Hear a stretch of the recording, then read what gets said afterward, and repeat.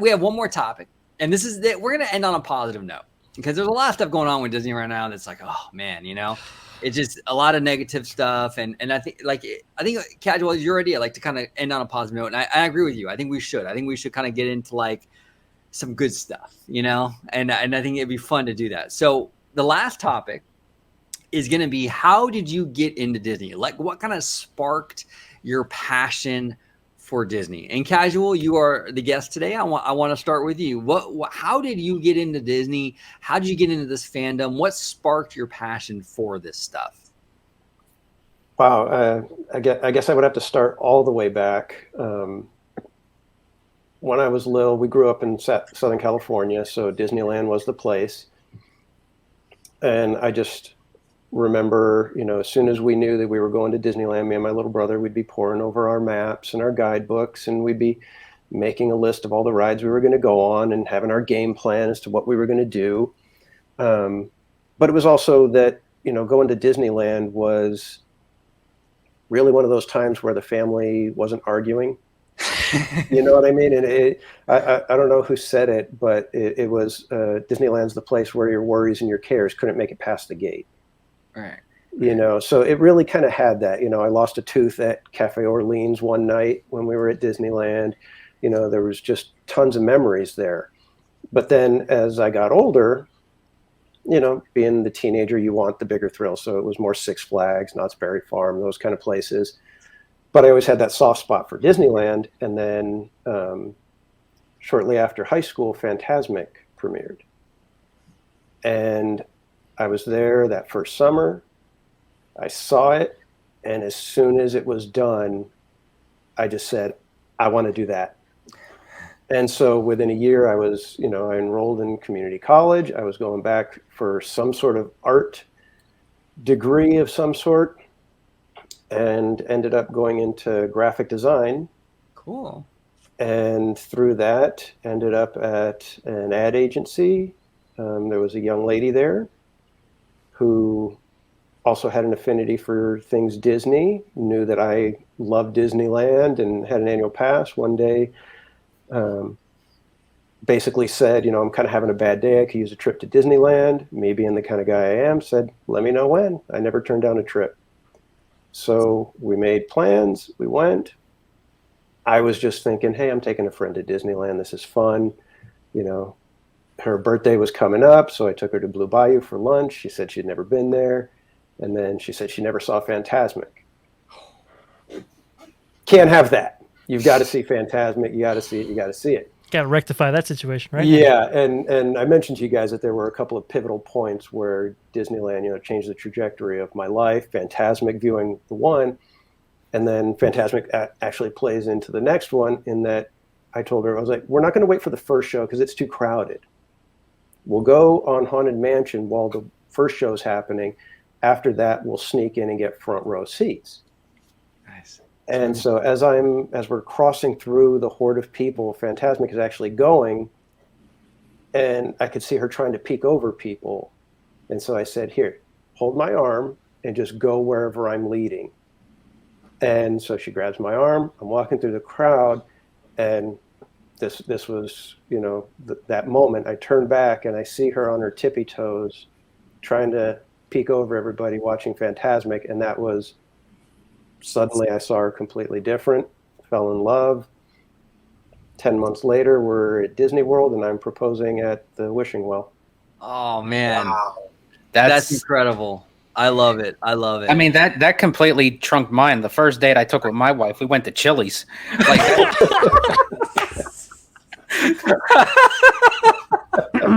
Yes, folks, we only have high-class stuff on this show. Oh, I'm dead. I'm dead. You're funny, man. that's freaking awesome. That is. Yeah, wow. And I should note that I should have known that I was going to go into graphic design when I was 7 years old, because I would take the Disneyland pictorial guides, get my own notebook, and I would copy down the paragraphs and then draw squares and say what picture I was going to take and put right here. So I was creating my own guidebooks at the time. So I should have known way back when that was going to be my passion. That was going to be where I should just, direct my career. And, I'm lucky enough that I don't ever actually work a day. It's all fun for me. Nice. That's Did you get a photo opportunity of the proposal? No, I completely surprised her. In fact, I had a ring made with 3 diamonds in the shape of Mickey Mouse, and it was actually our second day there. So I didn't even, I had to wait because we went to Epcot the first day, then Magic Kingdom, and when I gave her the ring, we had been seeing all the costume jewelry. So when I gave her the ring, I'm on my knee, and she's like, "What are you doing?" And so I gave her the ring, and so she puts it on, and she's like still looking at me. She's like, "Is this real?" And I said, "Yes, that's a real ring. I had it made for you. Look at it."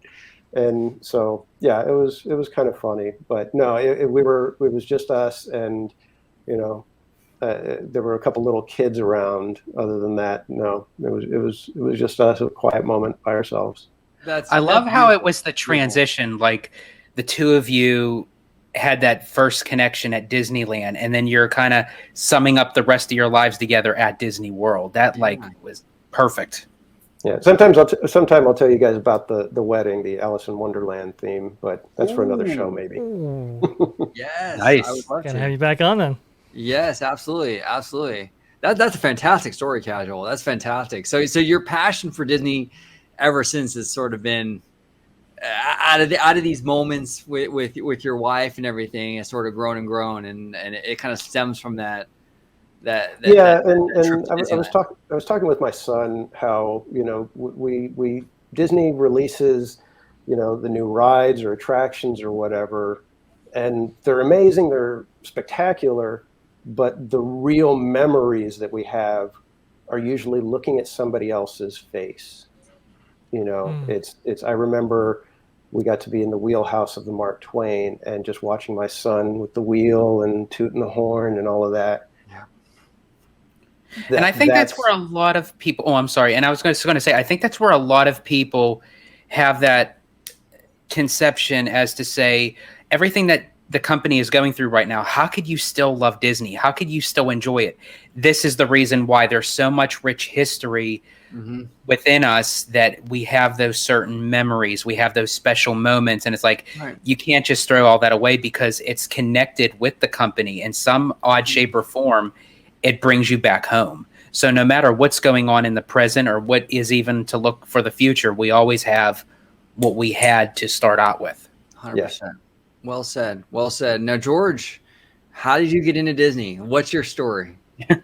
Well, my story is kind of unique because I was the first member in my whole entire family, and I come from a big Italian family, but I was the first member to ever walk through the gates of Disney. So it kind of all stemmed from me. My mom never really was familiar with going to Disney because, as I said, she never did it herself growing up, but she knew of the company. And literally I had a Disney mobile in my crib. I had my Mickey Mouse doll, my Disney blanket. So literally from as a baby, it was kind of ingrained in me that, okay, when I look at Mickey Mouse, I can associate with him, and growing up in the 90s, I was big on the Disney sing-along songs and, already watching the movies and then watching the sing-along tapes. But then there was the one in particular where I was watching it and I noticed that I've seen the characters in a different format. It's like they're real. And they're in this place where there's a castle and there's rides and you see families everywhere. And I'm like, and you have to think, I was like 3 years old at the time. So I'm like looking at it and I'm mesmerized as what is this place? Is this a real place? Can we actually go here? And that's when I was bugging and hounding my mom. I want to go to this place. Can we go? And with her being a single parent, a lot of challenges and obstacles but eventually we did end up going to Walt Disney World because at that time, that young, I couldn't really differentiate between Disneyland and Disney World. It was just, I want to go to a Disney park. So we ended up going to Disney World first when I was 9 years old for the Millennium Celebration. And from then I was hooked. I was literally hooked. It's like I craved it. I couldn't get enough of it. But sadly, it wasn't until to 6 years later that it took for me to go back down. And since 2006, I've gone multiple times a year to Walt Disney World, for which I've never experienced Disneyland yet. It wasn't until my 21st birthday that I said, okay, I'm doing a Disney World and a Disneyland trip. And that's when it really brought it home for me, because a lot of people have the argument, oh, if you go to Disney World, you don't need to go to Disneyland, or vice versa. They are two completely different feelings when you go there. And when you walk through Disneyland Park, especially, like, you can feel Walt, like his presence embedded into that park. And it's like, this is the park that it all began. And it actually felt like, because I watched the Disneyland Fun VHS tape, that's where, okay, this is surreal. This is where I first got to experience a Disney park, even though it was through a video, but that's where that connection was for me. And then after meeting my wife with our son and everything, that I was able to share those memories with them, because they never got to experience it up until, I got to show them away. Again, she heard of Disney, but, it was a nice conversation we had over our Chili's dinner. So that's fantastic. Fantastic. So ever since then, you've been, it just kept on going up. Yeah. That's awesome. That's awesome. Dre, what's your story, man? How did you get into this? Well, it's interesting. So my family have been going to, Disneyland as the kind of the home park here in Arizona for years. My mom had started going, and then she kind of dragged my dad into it, and my dad started going. He had never, he had grown up, just super. I think he was like one of many kids, and they didn't have a lot of money to go around. They never got out to any of the Disney theme parks. But when my mom took him, and he saw this, the Jungle Cruise and Pirates of the Caribbean, and it was just, they kind of bonded over that, and a few years down the road, they had been going to Disneyland even before I was even born, in my mother in 1989, because I know this because she talks about how she couldn't go on Splash Mountain because it just opened that year, and unfortunately she was pregnant with me, so that's unfortunate for her. Couldn't get the opening year of that attraction, but say lovey.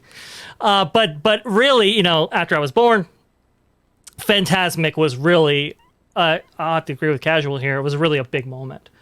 And that kind of like solidified it for our family. Like this has kind of become something more than just a vacation destination. It's kind of became almost a home, so to speak. And we got to go back here every single year. So that's when kind of the tradition started. But I was never really like, because I had kind of grown up with it, I had never really taken on that love myself to the fullest extent that I probably possibly could, right? But that all changed with Disneyland's 50th. When Disneyland's 50th came around, and they really highlighted the history of the park, that's when I was like, maybe there's something more here, And this gracious cast member, back in that day, they had converted the Great Moments of Mr. Lincoln to showcase a lot of the 50th anniversary in multiple ways. And some of that's still there, but it's changed, obviously. But it was kind of a 50th showcase. And they had that great model map there, right, of how Disneyland looked in the 1950s.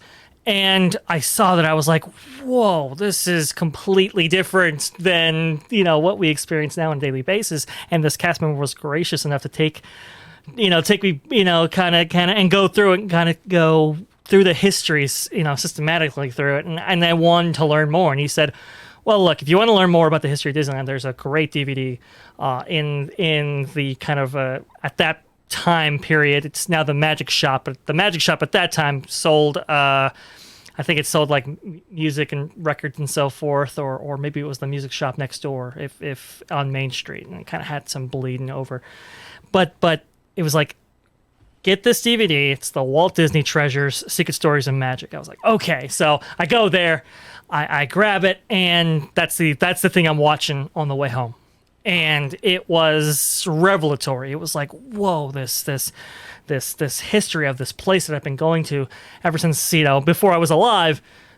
I just never knew, and that kind of started the real love. And going to high school, at that time, there was a graphic arts class, ironically enough, casual, that I took 4 years in, and by year 3 or 4, you kind of got it, and there's not much you can really learn, so you're just kind of floating there, unfortunately, and while I was in class, I was looking at MiceJet articles by outlets. I was looking at Jim Hill articles. I was looking at the forums. I was going through all of that and kind of diving feet first into the community and following just a plethora of different sources on all of the history that I could possibly get my hands on. I absorbed it like a sponge, and that really started for me the kind of the love of this place back in 2005. Wow. Of this place I've been going to for all these years, but never really quite knew the magic of it all until I discovered it. Well, and really very fascinating, powerful point you made in your story, Dre, was that the cast member directed you to the DVD, and the DVD is what kind of that started the trajectory for you to have this passion, right? Mm-hmm. Goes to show you that like if you're a cast member and you're watching this, you change lives sometimes. Like that cast member, he changed your life, or he or she changed your life. Like, I mean, that was a pivotal moment in this whole story for you. I mean, if that cast member didn't do what they did, you might not be on here today with us. That's what I'm saying. I that's where the love was born, kind of thing. So when I it's that cast member relationship, that kind of goodwill reverberated from the company, and people were proud, and that reverberated onto me, and like you said, OG, it changed the course of my life forever. Yeah. Oh, crazy. Incredible story. So my story is like, we've always kind of been a Disney family. Like, in the 80s, I'm 42, so I'm, older, but like in the 80s growing up, like our family would go every year to Disney when we were kids, me and my sister. I have a sister who's very close in age to me. And we'd go like every year on our birthdays to Disney. And so I sort of just grown accustomed to going annually to Disneyland. It was like part of our thing, watching the Main Street Electrical Parade with my grandma and things like that. It wasn't really, though, until the Renaissance era of animation, when The Little Mermaid, Beauty and the Beast, even Who Framed Roger Rabbit, Aladdin, and all those films kind of came out, because that was like an era where I was still a kid, but I was growing up. I was like 11, 12, that age. I really started to take an interest in like just Disney in general. Like these movies made a profound impact on me. I'm like, wow, these are incredible, and I would sit there at home and watch the making of Beauty and the Beast and watch all the animators and Glenn Keane talk about how he designed the Beast and all this cool stuff. And that really, like, the animation end of the company was really kind of what fueled my passion for Disney in general. It was really the animation of it, And as I got older, like me and my dad, we would kind of dive into like the business end of things. It's not too far from OG 55 nowadays, right? Me and my dad would dive in, like he would have the newspaper and we would look at the stock price and we would talk about the movies and how they do in the box office and things like that. And we would like talk about this stuff, just years of that. And 92 hit, and much like you guys, Fantasmic made a big impact on me. That was a huge moment. I was like 12 or 13 at that time. And it was one of those things where it was like, wow, this is like, oh my God, unbelievable. It just changed my whole perception of everything. And me and my sister, we would perform Fantasmic in my room. We would turn the lights off and with flashlights, it was like, we would like have like these, we would try to recreate the show, It was a lot of fun. I just loved it. In art, like in art class, you know, for when I was like in like junior high, I think like 7th grade or something. Me and my friend Ryan, he kind of had a passion for this stuff too. We actually did like a little show in our art class. It was like a recreation of Fantasmic. We used like the overhead projector from the classroom, and like would have paper cutouts and shadows on the walls, and had the music playing and stuff like that. You know, really cool stuff, right? So it was just like this. It was kind of like there was never like a moment where like this is the moment I fell in love with it. It was sort of like a cumulative thing over the years. Love the animation. I kind of was fortunate enough to grow up in a time when the Renaissance was just starting to come out, got me into it. The parks were really full-fledged with Fantasmic in 92. We had Indiana Jones in 95. It was just a perfect storm of events, and it just fueled me with this stuff, and it stayed. And like Dre, I'm in the same boat as you. I was on the message groups. I was reading Al Lutz. I was going through the boards, looking at the construction pictures of the Tomorrowland 98 stuff, right? And DCA in 2001 and all that. It was a cumulative thing over the years. It just grew and grew and grew and grew and grew. And here I am today. So it was just, I just really was just a bunch of things. It was never one moment. I just kind of, as far as I can remember, I've always really been into it. And the passion never dwindled, never died down. The flame never went out. I've always kind of loved it. Now, I did go through a brief little time in my life, in my early 20s. Uh-oh. Yeah, in my early 20s, where I still loved Disney. I still had a passion for Disney. But like I was sort of like, when you're that age, you're into other things. You know, I started working at a hip hop clothing store. I really loved hip hop and rap. I still do, actually. I was starting to work at this hip hop clothing store. I was there for like 3-4 years. I was kind of more focused on my social life, as people are usually at 21, 22. But I still love Disney. It just, I wasn't there actively as much as I was prior and now. It was a few years I was kind of more into like clubbing and things like that.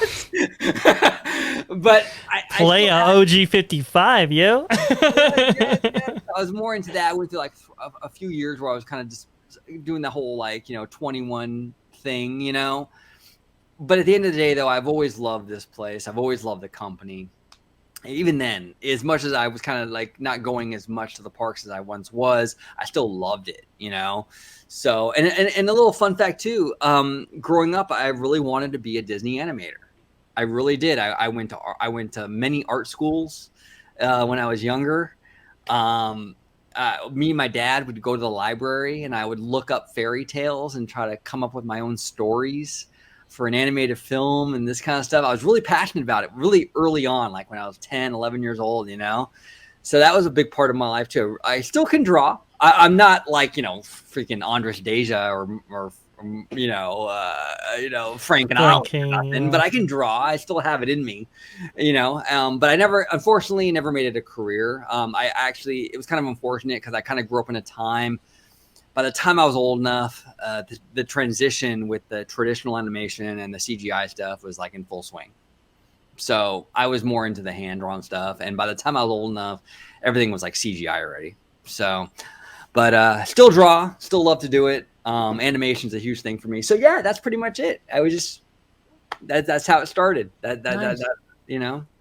And it's interesting though, how much in all our stories, how much Fantasmic though played a part in that. Yeah, I don't know where I was with all this. I was I don't know. But then again, I got the Walt Disney World. Yeah, you didn't get to see the Disneyland I didn't get version. the Disneyland, that's the missing link there. Like after the fact I saw Disneyland's when I was 21, I was like, wow, where was I for the whole time? Because Disney World's, it needs some tweaking. Yeah.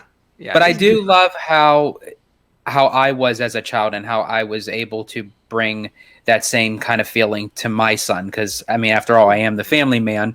So with his first trip at 4 years old and him interacting with the stepsisters from Cinderella, and he got to meet Jake from the Neverland Pirates. I mean, at 4 years old, that was his hero. Like that was, and I still have a picture of him where they kind of do like that yo ho ho sort of pose for the camera, and I snapped the picture. So again, it's just like going all back to the memories, and this is where it leads us. So as much as I could be frustrated at times with the company, at times where it's like, oh, come on, how can Disney decide to do this or do that or what have you, whatever end of the spectrum you're in, I'll always still have that passion and love for it. And it'll, as you had mentioned, OG, that flame will always be there.